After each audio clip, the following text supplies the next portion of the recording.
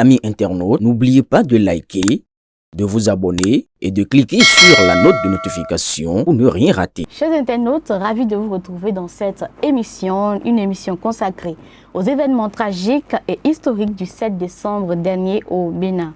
Ce jour-là, le pays a été secoué par une tentative de coup d'État. Des attaques simultanées ont visé des points stratégiques, provoquant panique et chaos. Parmi les faits les plus marquants, nous déplorons la mort tragique de l'épouse du général Bertin Bada qui a profondément ému la population.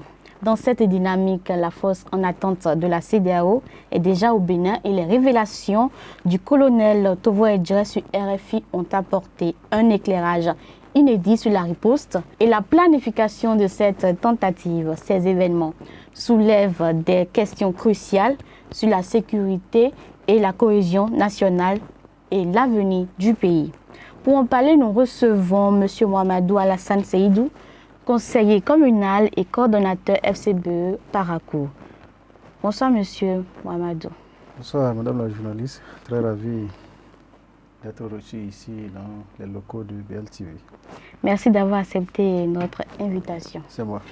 Avant d'entrer dans le vif du sujet, revenons à votre vécu personnel ce jour-là. Pour commencer, il est important de comprendre l'émotion et le ressenti de ceux qui, comme vous, ont suivi ces événements en temps réel. Alors, lorsque vous avez appris qu'une tentative de coup d'État était en cours, quel a été votre ressenti immédiat en tant que citoyen et en tant qu'élu? Merci beaucoup. Je voudrais au prime abord, avant d'aborder le vif du sujet, au nom de tous les Béninois, je dirais, au nom de tous les militants et militantes FCB de la commune de Paracourt et au mien propre, adresser mes sincères condoléances aux familles éplorées par rapport à cette tragédie qui a voulu faire basculer notre pays et en même temps implorer la grâce de Dieu pour que les âmes reposent en paix. Ce dimanche matin, aux environs de 9 h, que moi j'ai appris la nouvelle par un des collègues. Et lorsqu'il m'a appelé, j'ai semblé être en rêve. Il y a telle chose qui se passe, est-ce que je suis informé? J'ai dit non. Ben, ça peut être un montage des réseaux sociaux. Mais il m'a demandé d'aller sur la télévision nationale, la chaîne de la télévision nationale, pour en être sûr. Urgence m'est arrivée alors d'aller mettre la télévision en marche et de constater la déclaration qui était déjà en cours. Et quand j'ai constaté ça, je vous assure que je ne m'en revenais pas. Puisque pour des informations que nous avons, ou que nous avons vécues des autres pays qui ont subi des cas pareils, je pense que les difficultés sont énormes et aujourd'hui sont peut-être irréparables. Pourquoi cela dans notre pays? Et comptant sur la maturité de notre pays, je me disais, quelle pourrait être la résolution? Et même si je dis que je n'étais pas au lieu où ça se passait, quelles pourraient être aussi mes émotions par rapport à ceux-là qui sont de l'autre côté, qui pourraient subir également les sorts. Donc voilà comment j'ai tout fait quand même pour avoir des informations les plus sûres. Parce que moi, je ne me consacre pas seulement aux réseaux sociaux. Il y a des gens qui sont proches de la réalité. Bon, qu'est-ce qui se passe réellement à Cotonou actuellement? Les premières informations que j'ai eues m'ont galvanisé et m'ont donné encore de souffle. Parce qu'on m'a dit que le président de la République, sa personne n'est pas touchée. Le palais de la Marine n'est pas touché. L'aéroport n'était pas non plus touché. C'est seulement la chaîne de la télévision nationale qui a été prise d'assaut. Il a dit, bon, ça veut dire que la situation peut être d'abord gérée. Bon, c'est ainsi que je me suis donné la force de pouvoir rester en collaboration avec les autres qui sont là-bas pour avoir des informations au fur et à mesure. Et j'ai pris la même occasion pour informer les nôtres en leur demandant de savoir ce qu'ils disent et de ne pas être ceux-là qui doivent être parmi ceux qui font l'apologie du coup d'État. Chacun s'est maintenu, il s'est abstenu d'envoyer des messages ou bien même de jubiler par rapport à ce sort qui ne fait du bien ni à l'un ni à l'autre. Voilà.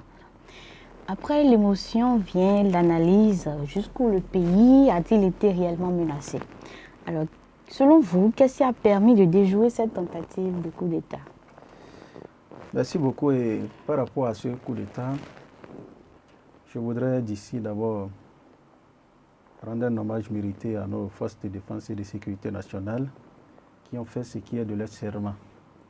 Ils ont montré réellement que nous pourrons compter sur eux par rapport à toute éventualité au Bénin. Parce que cela, c'était venu sans prévention. Il y a des affrontements où on est prêt à aller, mais ici, c'était une surprise. Mais malgré cela, ils ont pu tenir. En dehors de ça, je ne vais pas seulement aller de leur côté et les féliciter sans féliciter le peuple béninois qui est d'une maturité donnée. Et je ne pense pas que si le peuple béninois n'était pas d'une maturité donnée, qu'on n'aille pas à la dérive totale. Le peuple allait accompagner sans analyse approfondie et qu'on se retrouve peut-être dans un chaos qui sera inévitable. Donc voilà ce que je peux dire par rapport à cette situation. Alors, au-delà des enjeux politiques et sécuritaires, cette journée a laissé une empreinte humaine douloureuse, notamment avec la mort de l'épouse du général Bada. Quand vous avez appris le décès malheureux de l'épouse du général, quel a été votre ressenti?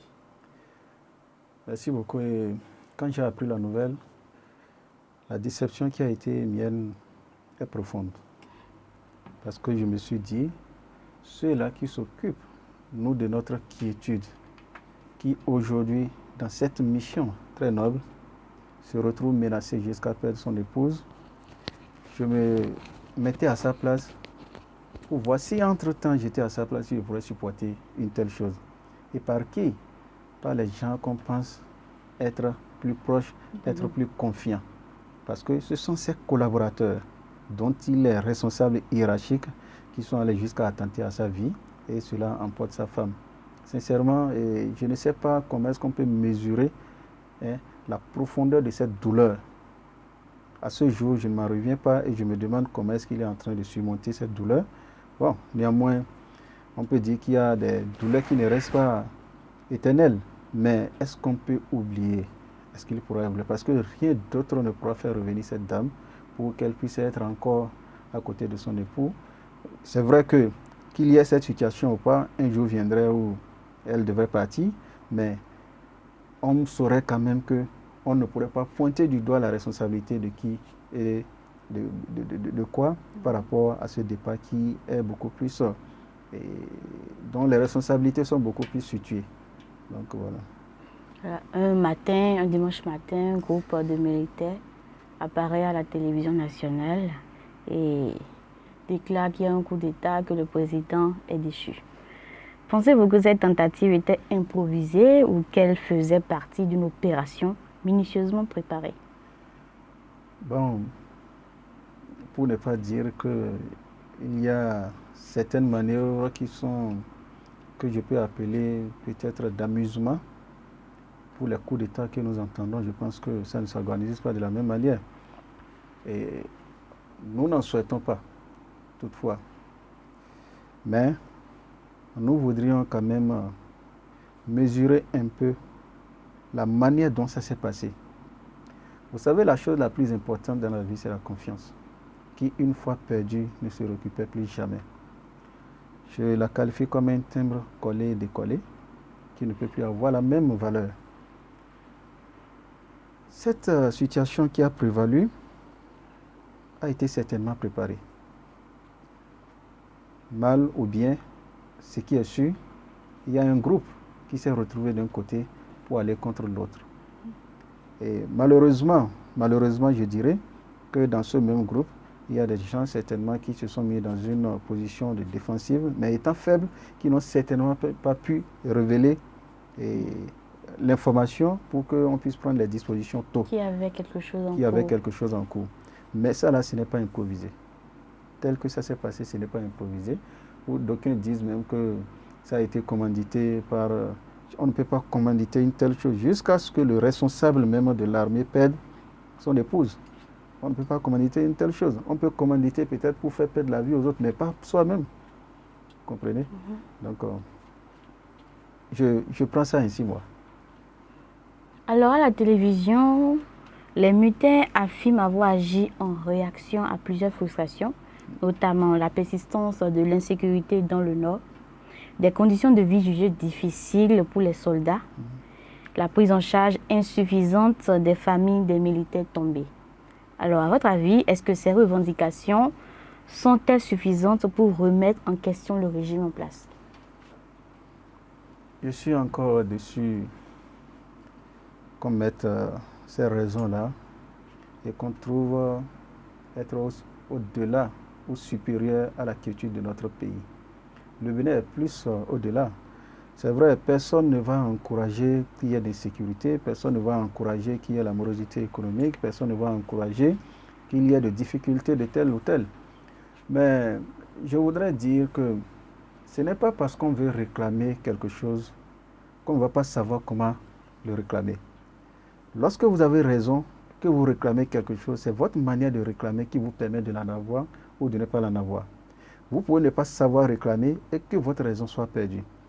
Qu'on me dise que c'est parce qu'il y a de l'insécurité grandissante au nord qu'on veut procéder à une insurrection, à l'atteinte à la sûreté de l'État.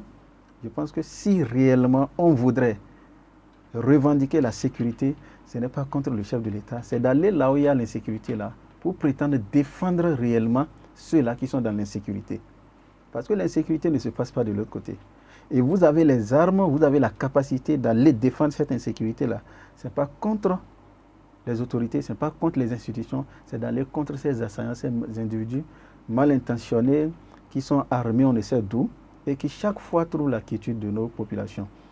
Lorsqu'on parle aussi de la famine, c'est vrai. Aujourd'hui, nul n'ignore que nous sommes dans des difficultés partagées de part et d'autre. Mais est-ce que les difficultés que nous avons là, on mesure leur ampleur par rapport à ce qui devrait se passer? Aujourd'hui, si leur objectif avait été atteint, je ne pense pas qu'aucun Béninois se sente à l'aise de manger 3 fois aujourd'hui dans toute sa quiétude, parce que les marchés seraient fermés. Même ceux qui veulent faire le commerce vont se retrouver dans toutes les difficultés possibles. Nous avons un cas pareil dans le pays voisin où on a des difficultés à échanger aujourd'hui. Les commerçants en parlent. Nous avons des amis qui sont des commerçants dans ce pays-là, qui nous révèlent ce qu'ils vivent aujourd'hui, mais qui n'ont pas la voix pour parler. Et lorsqu'on va mettre en mal ceci, ça veut dire que nous mettons en mal la démocratie et nous allons mettre en place maintenant une autre dictature qui ne dira pas son nom. Donc, voilà ce que je peux dire par rapport à leur revendication qui n'est pas au-delà quand même de notre cher et beau pays, le Bénin. Dans un contexte où plusieurs pays ont été victimes de coups d'État dans la sous-région, notamment au Mali, le Burkina Faso, le Niger, le Gabon et récemment la Guinée équatoriale, est-ce que cela aurait fait effet contagion pour que nos militaires aussi soient tentés de prendre le pouvoir par la force? Je voudrais d'abord dire que le contexte n'est pas le même, parce que nous avons un président qui est d'abord dans un mandat constitutionnel. Ces pays dont il parle, ce sont des pays dans lesquels les gens sont allés au-delà de leur mandat constitutionnel ou qui ont été imposés par des forces dont je n'ai pas envie d'étaler ici. Mais chez nous, nous avons un président qui est en train de faire d'abord son mandat constitutionnel et son deuxième mandat. Et nous avons la chance qu'à la fin de son mandat, il n'a pas demandé à être encore candidat. Il a tout fait quand même pour dire qu'il part.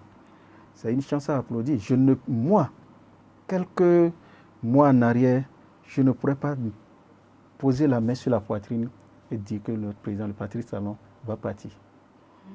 Mais le jour où je l'ai appris, où il a désigné quand même un dauphin, je me suis dit, mais bravo. Malgré tout ce que les gens disent sur l'étoile, moi-même, malgré ma position de sceptique, que ce monsieur dise qu'il part, ça là, c'est à applaudir. Mais il peut se faire remplacer même par son second pied. Ce qui est sûr, ce n'est plus là, ce n'est plus lui. Mais aujourd'hui, les pays dont nous parlons, où les gens vont se faire réfugier même Ce sont des présidents qui sont en train de faire plus d'une vingtaine d'années et qui vont donner de la morale à notre pays. Je ne pense pas. Le contexte est très différent. Le contexte est très différent. Ici, il a juste fallu peut-être des manœuvres de ceux-là qui sont des ennemis du pays. Et on se comporte comme ça lorsqu'on se retrouve dans une position d'apatride. Et nous savons que nous avons un pays. Aucun pays ne peut nous accueillir et nous mettre dans toute l'hospitalité que nous voudrons plus que le nôtre.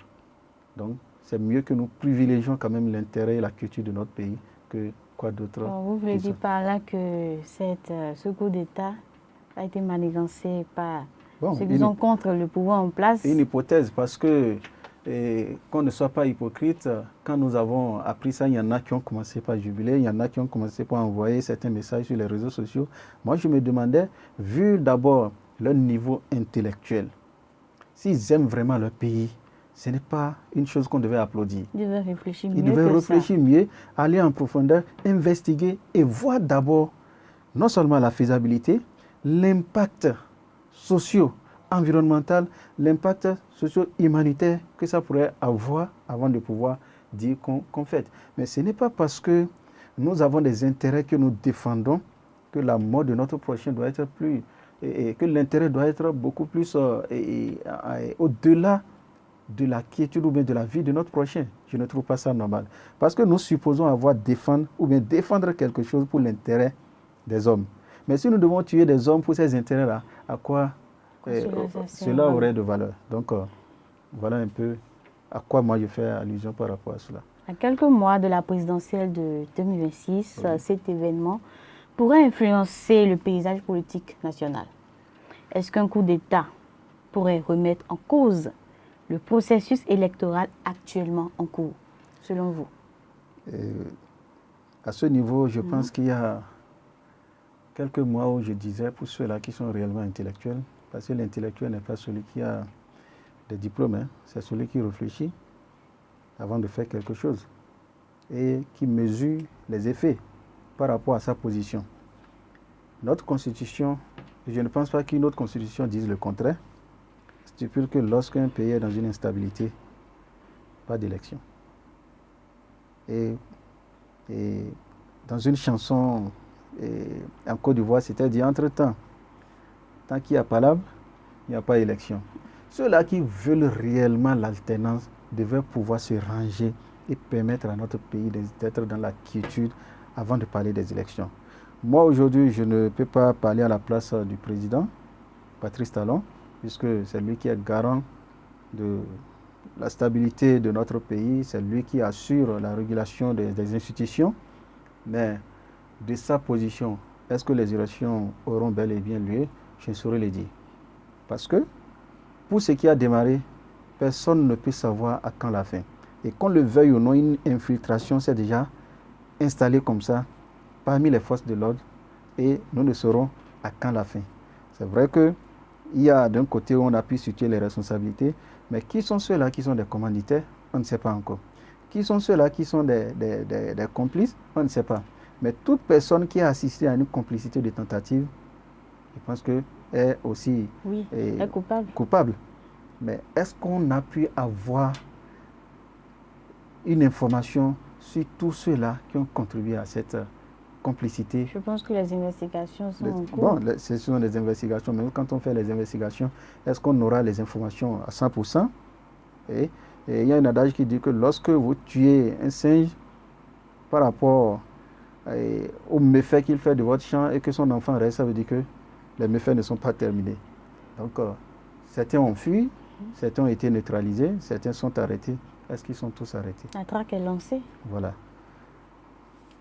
Est-ce que cette tentative de coup d'État n'est pas l'expression d'un malaise sous-jacent au niveau des forces armées du Bénin?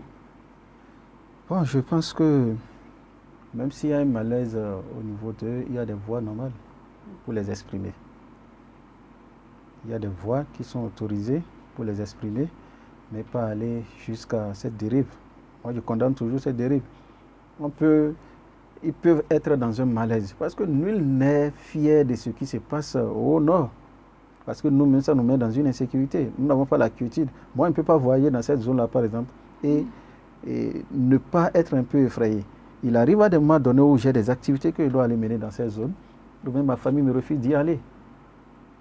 Alors que ce sont des activités qui entrent en droite ligne avec moi, mes affaires. Mais je n'ai pas la possibilité d'y aller. Donc ça veut dire que nous ne sommes pas fiers de ce qui se passe avec les collègues et des forces de défense, mais ce que nous condamnons, c'est la manière par laquelle on réclame ce qu'on veut. Et ce qu'on veut peut ne pas être même un droit à des moments donnés. Mais lorsque vous savez le réclamer, ça va devenir pour vous comme si c'était même dans vos prérogatives. D'accord. Le Bénin a toujours été perçu comme un îlot de stabilité en Afrique de l'Ouest. Alors, quelles mesures l'État doit-il prendre pour consolider la stabilité et prévenir toute nouvelle tentative, selon vous? Merci beaucoup. Et je pense qu'aujourd'hui, toutes les composantes de notre nation doivent être interpellées. Si je parle de composantes, il s'agit pas seulement des acteurs politiques, c'est-à-dire tous les politiciens, la société civile, les confédérations, les confessions religieuses, les têtes couronnées. Je pense que toutes les couches doivent aujourd'hui s'asseoir pour se parler. Et je voudrais à ce niveau faire une doléance à l'endroit du chef de l'État pour permettre à ce que tout le monde se sente aujourd'hui capable de dire que c'est mon président. Et si c'est mon président, ça veut dire que j'ai la possibilité de lui dire, ici je ne suis pas d'accord parce que c'est si, mais je propose telle chose. On peut ne pas être d'accord, mais lorsqu'on n'est pas d'accord, il faut avoir aussi la possibilité de dire ce qu'on veut ou ce qu'on souhaite. Mais ce n'est pas parce que vous êtes dans une position donnée qu'il faut aussi saboter même ce qui est bien fait. Ça, moi je ne suis pas de cette position-là. Donc, qu'on puisse faire en sorte que tous les fils et filles du Bénin se retrouvent pour dialoguer et mettre le Bénin dans une stabilité pour son avenir.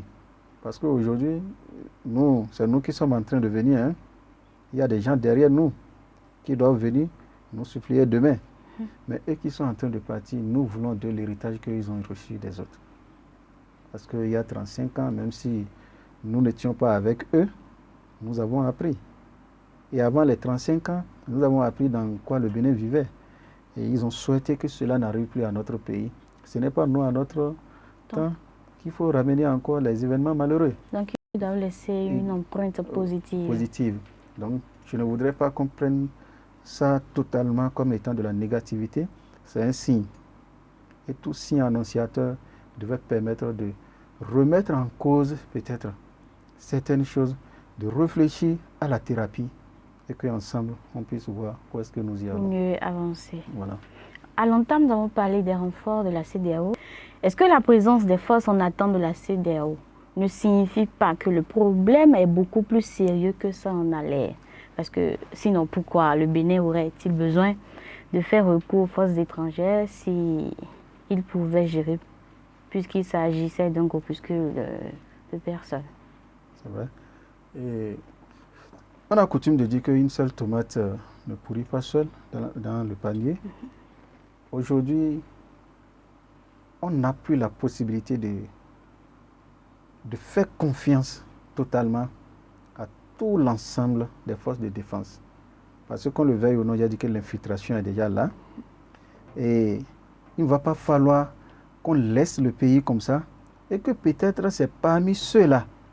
Vous allez voir dans certaines images, c'est quelqu'un qui était aussi très proche du chef de l'État, qui a été le responsable de ce qui s'est passé actuellement. Oui. Qu'est-ce qui prouve s'il n'y a pas encore d'autres qui sont en attente pour faire de pareilles choses? Je pense qu'aujourd'hui, selon l'intégration économique que nous avons et les coopérations militaires de la CEDEAO, c'est normal quand même, selon ce qui est prévu dans cette communauté, qu'ils viennent quand même empêcher à ce que le Bénin aille dans ce chaos. Alors, Monsieur Mamadou Alassane Seydou, penser la sécurité nationale implique aussi de réfléchir et à l'échelle locale, au contact direct avec les personnes.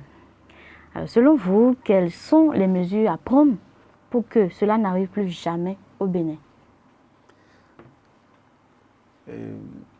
Pour éviter que cela arrive encore au Bénin, je pense qu'au niveau des forces de défense et de sécurité nationale, nous devons pouvoir avoir ce qu'on appelle une sécurité, une défense de proximité. Une franche collaboration entre les populations et les forces de l'ordre, que la population qui voit la force de défense ou bien de sécurité ne pense pas forcément qu'il est face à un ennemi. Parce que la plupart du temps, quand on voit des gens en uniforme, c'est comme si on voit un ennemi. Alors que ce sont des gens avec qui nous dormons, nous mangeons, nous faisons presque tout ensemble. Ils quittent nos ménages pour aller s'occuper de la sécurité et de la défense de la nation. Donc, si nous ne les aidons pas avec les informations que nous avons, je pense que même s'ils sont envahis, nous ne serons pas épargnés. Et comme on le dit, si la cour du voisin prend feu et que vous vous y taisez, même si pour vous ne prend pas feu, ça va noircir. Voilà. Tout à fait.